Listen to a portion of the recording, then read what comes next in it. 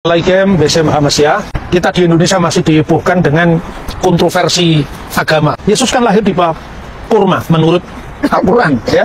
Tapi dalam Alkitab kan di kandang domba. Yesus tidak pernah membuat mujizat meniup sebentuk tanah menjadi burung. Yesus tidak pernah bicara waktu bayi. Karena dalam Alkitab mujizat pertama yang dilakukan Yesus adalah mengubah air menjadi anggur. Peristiwa di Kana yang di Galilea. Mungkin itu akan menolong orang mengatakan Isa ya Isa, Yesus ya Yesus. Padahal kita lupa, sebetulnya Alkitab kita jauh sebelum diterjemahkan oleh Lembaga Alkitab Indonesia yang namanya Terjemahan Baru. Isi Alkitab tahun 1733 itu menggunakan kata Isa Al-Masih. Makanya sampai hari ini orang-orang tua kita di Ambon lebih mengenal kata-kata tuang Allah, tuang Isa, ya kan? Itu ungkapan-ungkapan yang terpelihara. Tapi apakah kata Isa itu keliru? Samakah Isa dengan Yesus? Jawabannya ya tidak sama. Ya tidak sama itu hanya teologinya memang berbeda. Tapi ketika nama Isa itu muncul, sebetulnya dimaksud ya Yesus itu.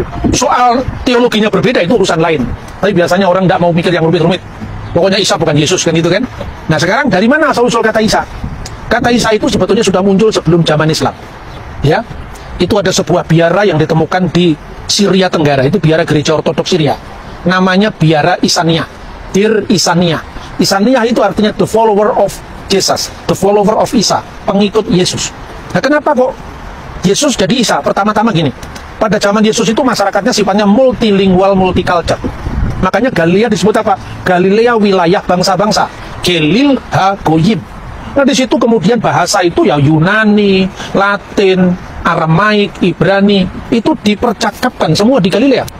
Sehingga ketika orang membaca nama Yesus, ketika dia orang Yahudi, dia pasti membaca Yesua. Yang percaya bahwa Yesus itu Mesias pasti membacanya Yeshua HaMashiach. Nah Yeshua HaMashiach itu bentuk Ibrani Yeshua.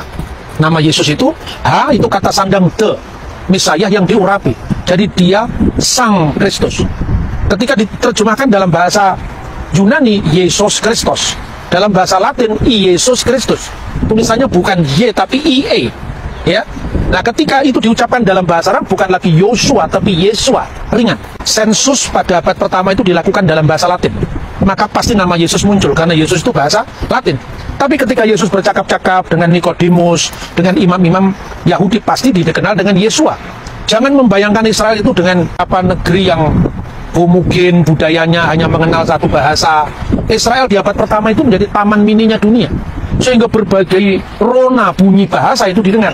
Nah ketika Injil kemudian dikenal ke wilayah barat, ya seperti kita kenal ini kan wilayah barat, jadi Yerusalem, kemudian seperti surat Petrus itu menyebut Galatia, Kapadokia, Asia Kecil, Bitinia, ini bahasanya Yunani, sebagian yang elit bahasanya Latin, yang elit.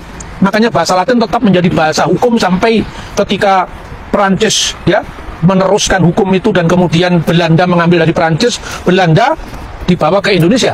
Kita mengenalnya pakai asas-asas hukum tetap bahasa Latin. Nullum delictum semua bahasa Latin, ya kan? Artinya apa? Artinya itu warisan sejarah yang sangat panjang. Kemudian Isa itu namanya dari mana? Itu yang namanya phonetic correspondent. Jadi pertukaran bunyi, bukan hukum bunyi. Kalau hukum bunyi itu kan ada kaidahnya. Itu nggak ada kaidah. Karena apa? Hanya orang tidak mengucapkan pronunciation, ya, keterbatasan pronunciation terhadap bahasa lain. Misalnya orang Ibrani menyebut Yeshua atau menyebut Yirmiyahu, itu Yeremia. Diterjemahkan dalam bahasa Arab jadi apa?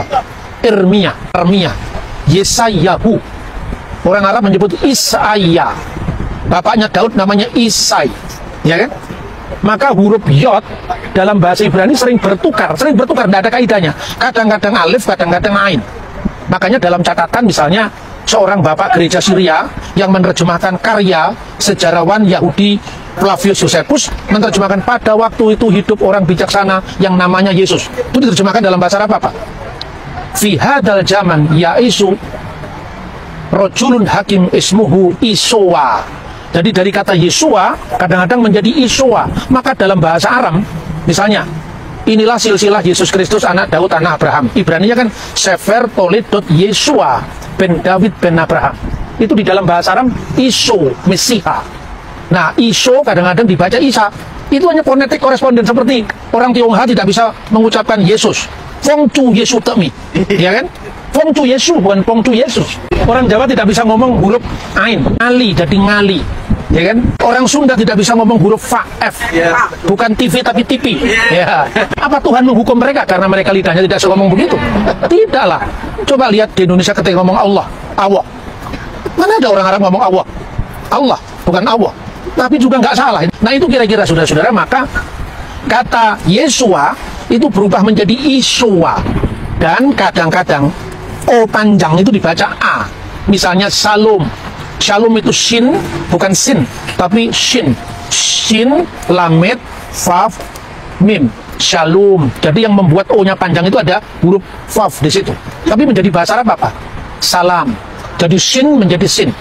Shalom menjadi salam. O panjang menjadi panjang. Maka Shalom alaikum menjadi Assalamualaikum. Ini sebetulnya dari sudut pandang linguistik tidak ada masalah. Tapi bagi saya ini catatan bagi orang Kristen. Saya tidak mau turut campur dengan urusan Islam. Ketika sebuah nama itu diubah, itu berarti konfliknya akan selesai. Saya kira ini akan lebih baik seandainya setiap agama tidak mau mencampuri urusan agama lain. Coba perhatikan netizen di YouTube saya itu.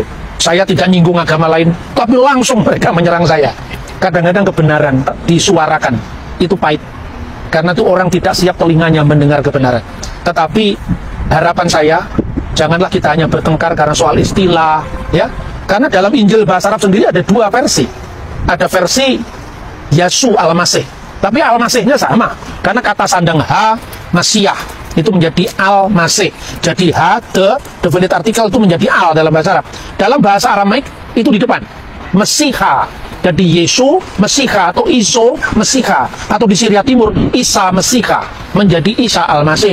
Makanya saya kutip tadi tulisan dari Michael Al-Suryani. Jadi Michael Al-Suryani itu seorang bapak gereja yang menerjemahkan karya Yosefus. Kemudian dalam bahasa Arab, Alkitab kita yang resmi lah oleh lembaga Alkitab Libanon, lembaga Alkitab Mesir, lembaga Alkitab Libanon itu Darul Kitabil Muqaddas fi Syarqil Awsat, Lubnan. Itu dibaca misalnya Sefer Toledot Yesua Hamasiah Ben David Ben Abraham, itu diterjemahkan dalam bahasa Arab. Kalau bahasa Yunani kan Biblos Genesios Yesus Kristus kan. Dalam bahasa Ibrani Sefer Toledot Yesua Hamasiah, dalam bahasa Arab diterjemahkan Kitab Miladi Yesus Al-Masih Ibnu Dawud Ibnu Ibrahim. Tapi ada terjemahan Alkitab yang namanya Sharif Bible. Ini terjemahan mungkin untuk pendekatan dengan dunia Islam, supaya saling memahami, diterjemahkan dengan Isa Al-Masih Ibnu Dawud Ibnu Ibrahim. Yang dipentingkan adalah teologinya. Karena apa? Kita mempersoalkan nama Isa. Anda baca Al-Quran dalam bahasa Ibrani. Ada beberapa versi Al-Quran bahasa Ibrani. Salah satu itu diterjemahkan oleh kakeknya Presiden Israel yang baru diganti kemarin. Namanya Yoel Rivlin. Dia terjemahkan Quran Hamepwar, The Glorious Quran. Dia menerjemahkan teks Al-Quran ini dalam surat Al-Imran 45. Asmuhul Masih Isa Ba'nu Maryam. Namanya Al-Masih Isa putra Maryam, diterjemahkan Vesmu Hamasiah Yesua Ben Miriam. Sama. Ketika Al-Quran diterjemahkan dalam bahasa Inggris, His name is the Messiah Jesus son of Mary, juga sama. Tapi persoalannya teologinya kan tidak sama. Contoh, kita sudah protes, Yesus bukan Isa. Pertanyaannya, Yesusnya Mormon sama nggak dengan Yesusnya Kristen? Tapi Mormon namanya The Church of Jesus Christ. Pak, Yesusnya Saksi Yehova yang Yesus ciptaan mula-mula itu sama dengan Yesus yang in the beginning was the word? Tidak sama. Banyak contoh yang lain. Dalam bahasa Inggris, Yaakov, kata nama untuk Yakub, diterjemahkan dalam Perjanjian Baru The Epistle of James. Ayo, James sama dengan Yakub kan jauh sekali. Bahasa Perancisnya Jack, tapi jangan diterjemahkan Joko. Tidak sama, ya kan? Jadi marilah kita beragama secara dewasa. Jadi kalau orang Kristen lebih sejahtera disebut Yesus Kristus, karena kalau disebut dengan nama Isa nanti selalu mengatakan Isa nggak disalib. Ya daripada rame-rame sudahlah, Yesus ya Yesus, Isa ya Isa. Tapi bagi yang gereja Isa Al-Masih, tidak usah ganti nama juga tidak apa-apa. Karena apa? Toh maksudnya itu juga kan? Yaitu semoga kita bisa beragama secara lebih dewasa, lebih hormat akan keberagaman. Karena itulah hakikat kita, ya. Binika Tunggal Ika, berbeda-beda tetapi satu. Semoga dari kota Smyrna, kota yang sangat indah, yang dibangun, ditandai oleh darah para martir secara khusus adalah Alkidus Polikarpus dari Izmir. Alkidus itu santo bahasa Arab. Itu menginspirasi kita agar kita memperjuangkan iman sampai akhir. Tuhan memberkati kita. Shalom alaikum.